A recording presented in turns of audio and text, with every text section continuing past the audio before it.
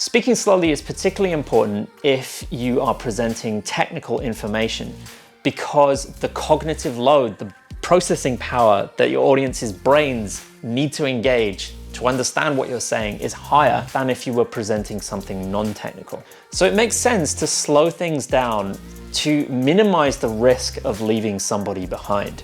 There are three main components to this.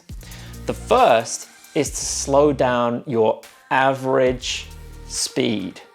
So you slow down the number of syllables per second that are coming out of your mouth. So to give you an example, our system can handle 1,000 queries per second.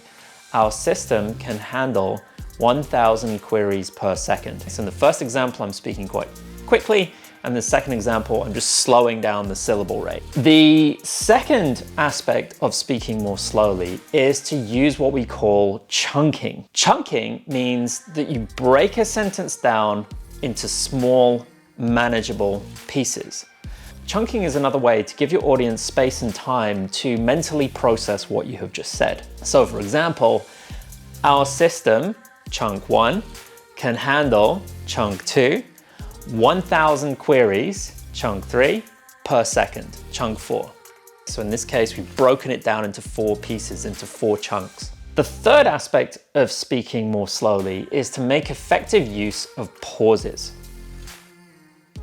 See what I did there? Pauses don't just slow things down, pauses give your audience time to contemplate.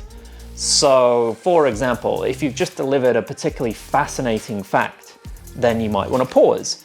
Or if you've just delivered some very important news, then you might want to pause for a moment or two to let it sink in.